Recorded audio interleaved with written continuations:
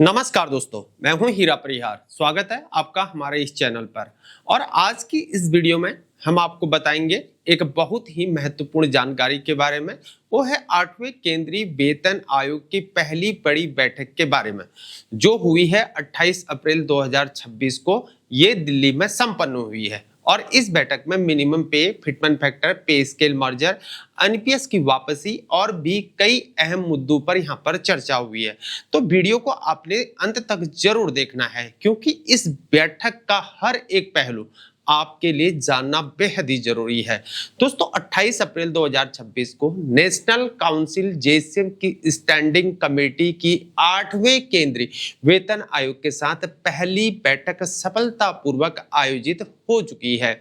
इस बैठक की अध्यक्षता की हुई है श्रीमती जस्टिस रंजना प्रकाश देसाई जी ने, जो 8वें सीपीसी की चेयरपर्सन है।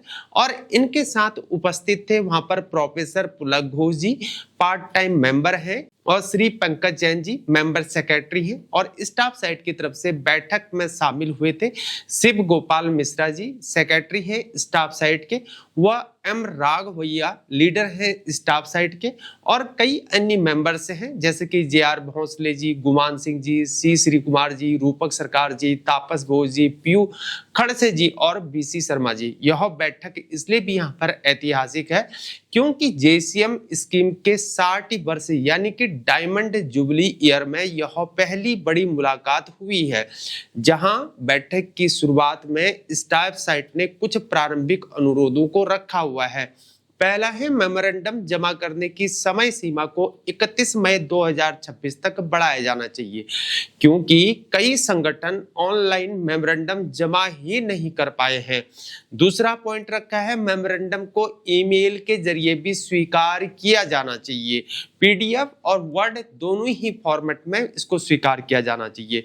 तीसरा है, railways, defence, income tax, postal accounts जैसे विभागों की फेडरेशंस और एसोसिएशंस को अलग अलग समय दिया जाना चाहिए, ऑरल एविडेंस के लिए दिया जाना चाहिए। यानी कि चौथा है, 8वां सीपीसी रेलवेज, डिफेंस, इंडस्ट्री और दूर दराज के क्षेत्रों का दौरा करे, ताकि कर्मचारियों की वास्तविक परिस्थितियों को यहाँ पर समझा जा सके। 5वां पॉइंट रखा गया है, अनफंडेड पेंशन। ये शब्द गलत है, क्योंकि कर्मचारियों ने कॉन्ट्रीब्यूटरी प्रोविडेंट फंड छोड़कर पेंशन स्कीम को अपनाया हुआ था, इसलिए नॉन कॉन्ट्रीब्यूटरी पेंशन जारी रखना पूरी तरह से यहाँ पर न्याय संगत है। अब बात करते हैं सबसे अहम मुद्दे की, वो है यहाँ पर मिनिमम पे। यानी कि स्टाफ साइट ने 5 सदस्य के परिवारों को आधार मानकर, जिसमें माता पिता भी यहाँ पर शामिल है, आईसीएमआर द्वारा अनुशंसित प्रतिदिन 3490 कैलोरी के मानक के अनुसार गणना की गई है।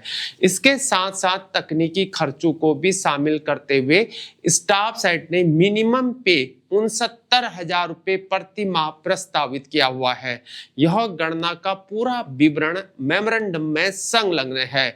अब बात करते हैं यहाँ पर फिटमेंट फैक्टर की। ये बहुत इंपॉर्टेंट है, जहां वर्तमान मिनिमम पे 18,000 से बढ़कर 69,000 अगर होती है तो यह 3.83 गुना है। इसलिए स्टाफ साइट ने 3.83 का फिटमेंट फैक्टर यहाँ पर प्रस्तावित किया है।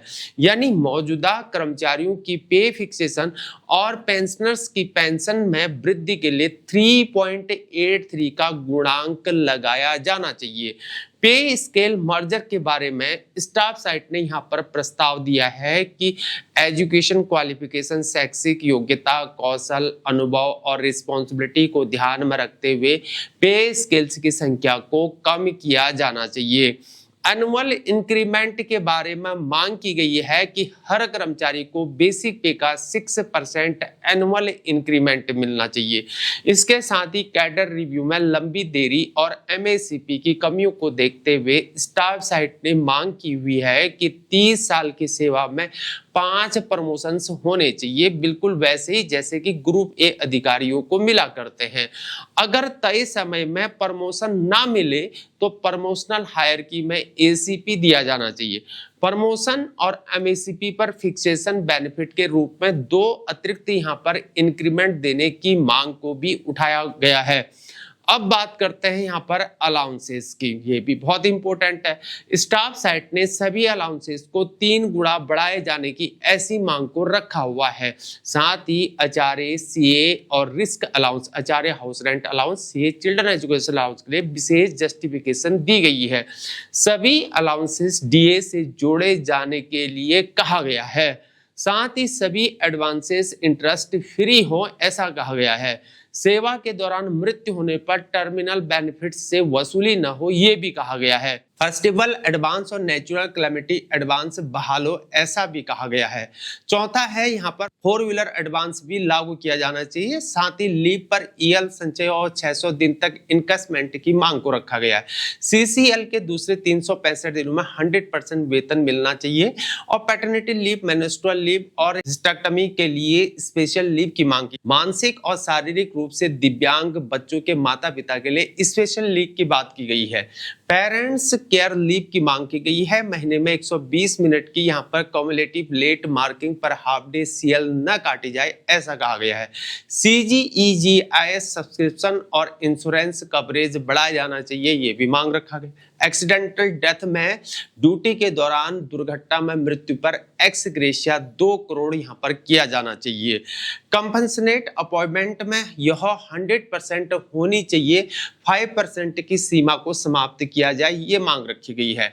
बोनस की सेलिंग हटाई जानी चाहिए और एक्चुअल बेसिक पे प्लस डीए पर बोनस दिया जाना चाहिए ये मांग रखा गया है। एनपीएस यह सबसे बड़ी और संवेदनशील मांग है। स्टाफ साइड ने एनपीएस और यूपीएस दोनों को वापस लेने और पुरानी नॉन कंट्रीब्यूटरी पेंशन स्कीम को बहाल करने की जोरदार मांग को रखा हुआ है। इसके लिए मेमोरेंडम में विस्तृत जस्टिफिकेशन को दिया गया है। स्टाफ साइट ने यह कहा है कि इस विषय पर 8वां सीपीसी अलग से बैठक करे। जो कर्मचारी 30 से 40 साल देश की सेवा को कर चुके हैं उन्हें नजरअंदाज नहीं किया जा सकता है। उनके लिए भी यहाँ पर स्टाफ साइट ने प्रमुख मांगे रखी हुई हैं। जहां सिविलियन एम्प्लॉयज के लिए 1 रैंक 1 पेंशन की बात की गई है। कम्यूटेड पेंशन 11 साल के बाद बहाल हो। हर 5 साल में पेंशन में इनकेसमेंट की बात कही गई है। ग्रेजुएटी और फैमिली पेंशन की दरों में सुधार होना चाहिए ऐसा कहा गया है। जहां चेयरपर्सन श्रीमती जस्टिस रंजना प्रकाश देसाई जी ने यहाँ पर आश्वासन भी दिया है।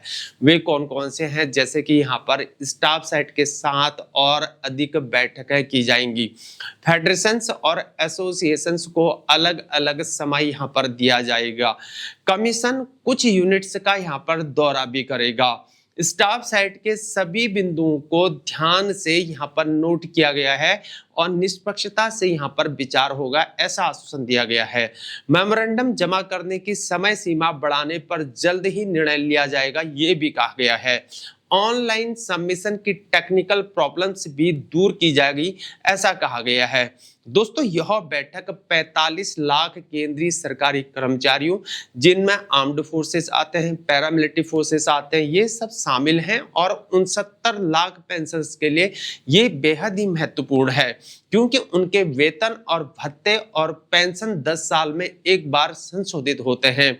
अगर मेरे दोस्तों ये जानकारी आपके काम की लगी है तो वीडियो को लाइक करें, वीडियो को शेयर करें और हमारे चैनल को सब्सक्राइब करना ना भूलें और कमेंट्स में आप जरूर बताएं कि आपको किस मांग से सबसे ज्यादा यहाँ पर उम्मीद लगती है। बने रहे हमारे साथ।